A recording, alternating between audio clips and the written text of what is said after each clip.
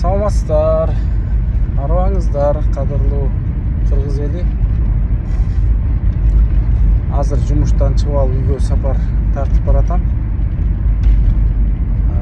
Ушул сапарда жолду кыскартып, сиздерге өткөндө бир агаларыбыз менен сүйлөшүп отуруп, ошолордун оозунан бир окуя уктум эле, ошону сиздерге айтып берүүнү туура көрүп атам.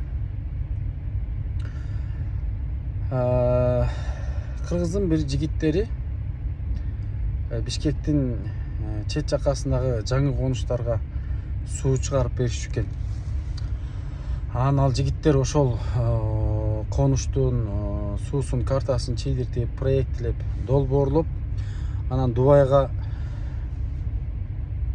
арабтарга, шейхтерге, бир фондторго кайрылып, ошол жактан акча бөлдүрүп келип, анан ошонун бюджети менен бүтүрүшчү экен. Анан аяктын талабына ылайык акчанын канча бир пайызын берип, калганын өзүк салым катары бүтүрөсүңөр. Анан качан бүткөндө биз барып көрүп, баардык талапка жооп беребиз, жакшынакайбы деп лентаны кесип, анан астатак сумманы берип кайтабыз дегендей эрежелери бар экен. Анан адатынча бир конушка суу чыгарышат. Суу бүткөндө баягы шейхтер келишет.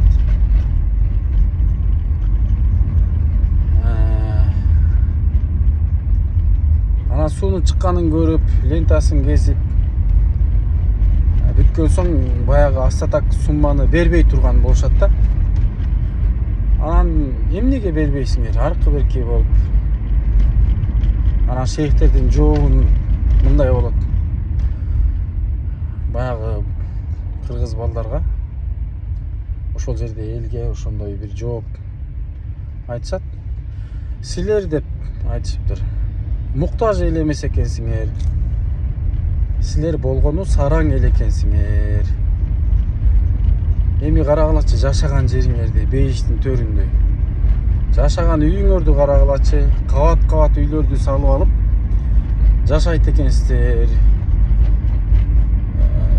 Эгерде сиздер сараңданбасаңыздар, сиздер да биздей болуп, дагы бир башка муктаж элдерге суу чыгарып берчү акыбалыңар бар экен.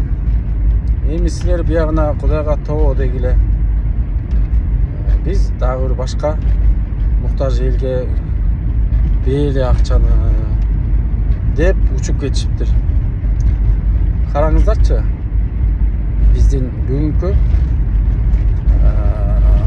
акыбалыбыз руханий жактан, социалдык жактан кандай айтып кетип атышат. Чет жактан келип биздин жашоо абалыбызды көрүп алып таң берип атышат да. Бирок сараң эл экенсиңер деген карабайсыздар. Эми мен ушул акыркы окуялардан улам ушул видеону тартууну төрө көрүп атам, ушул окуяны айтыпчы. Мисалы, могу нааразычылык акциялары, митингдер, анан президент Садыр Жапаровдун Дордойго баргандагы жолугушуусунан уламчы. Эми эмне дейбиз? Анан дагы бир нерсе айтайын. Өткөндө эсиңиздерде болсо керек, мындан бир ай мурун, бул 2 айда болуп кетти го дейм. ГРЭСте машина оформить этчү мекеменин ичинде бир баланын видеосу тараган. Вот мына элди тономой башталды. Саткан машинаңдын канча бир пайызын салык катары төгөт экенсиң деп. Анан ошол видеонун комментарийине баш бактым. Кызыгып, эл кандай кабыл алды болду экен, реакциясы кандай болду экен депчи. Бардыгы негативный. Керек болсо ошол Акылбек Жапаровдун атына багыштаган каргыш сөздөр. Эми ошол жерде бир акыйкатсыздык бар да. Салык мыйзамы баардыгыбызга тең, бирдей иштейт. Анан эми ошол билегинде күчү бар жигит Кытайдан, Кореядан, Европадан машина ташып келип саткан жигит, мейли Кыргызстан ичинде алып сатар болсун. Жигит эми билегинде күчү бар. ошол мыйзам салык мыйзамынан буйта өтүүнү бир баштап турат да. Тиги бир айыл кыштактарда бечара кемпир тамеки семичке саткан. Ал болсо ошол мыйзамга баш ийип салыкты төлөйт да. Эми ошол бала бир айда 2 машина, 3 машина сатса эле үстүнө $200, $300 кошсо эле Кудайга шүгүр дейбиз да. Жанагы базарлардагы баарыбыз эле ушу үйгө эле, корого эле үйүп, жыйып эле мамлекетти ойлогон эч ким жок. Андан көрө мына исламда деле айтып атпайбы? 40-тын бирин бер, зекет бер, битир бер, садака бер депчи. Биз өзүбүздүн ата мекенибизге бербегенде каяка беребиз? Анан ушул чогулуп аткан акчанын баары эле Тажикстанга же Өзбекстанга ташып кетип аткан жок да. Ошонун баары эле мамлекет балдарыбыз окуганга жакшы мектеп салып берели, бала бакча салып берели, дарыланганга бир жакшы бейтапканаларды салып берели деген иш аракеттер болуп атат да. Жолдорду куруп берели, айлык акыны, пенсия пособия, жөлөк пулдарды көтөрөлү деген иш аракеттердин артында ушундай болуп атат да. Эми бул мыйзамдар бүгүн эле келип чыккан жок. Бул мыйзамдар илгери эле жазылган, мамлекет түптөлгөн эле. Болгону ушул өкмөт тыкыр көзөмөлгө алып мыйзамды иштетип атат. Эми иштеп аткан киши да жакпайт. Иштебей койсо ал дагы жакпайт да. Кудай айыргандай бир кызык эле эл болдук. Кыргыз эли. Мен дагы бир окуя айтып берейинби? Нарында бир жыйналышта болуп калдык, жолугушууда. Как раз ошол Садыр Жапаровдун Нарынга болгон иш сапары экен. Ошондо микрофондо кезекте суроо бериш үчүн кезек күтүп турабыз. Анан менин алдымда бир аял киши наалып атат да.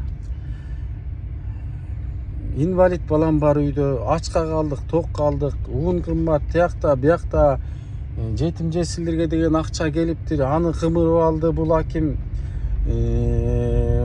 Эми айтып отурса арманы жөн эле жашаган келбей кетет. Анан мынтип көз салып отурам да. Ошол аял кишинин 5 саласында 5 алтын шакек кийилинип турат. Мойнунда ит байлаган чынжырдай калың алтын цепочка, ёлки-палки. Караңыздарчы, биздин кандай көөдөнүбүз ачка калды. Ошон үчүн биз бийликке төңкөрүш эмес, жан дүйнөгө төңкөрүш жасабайлыбы деген бир жакшы сөздү айткым келет да. Кичине бир жанагы адабиятты окусак, кандай гана сонун жомоктор бар.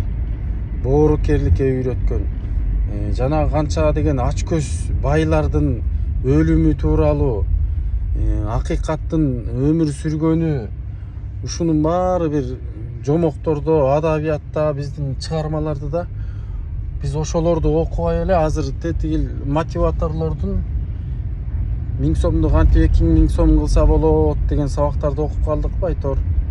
Жан дүйнөбүз жарды болуп калды.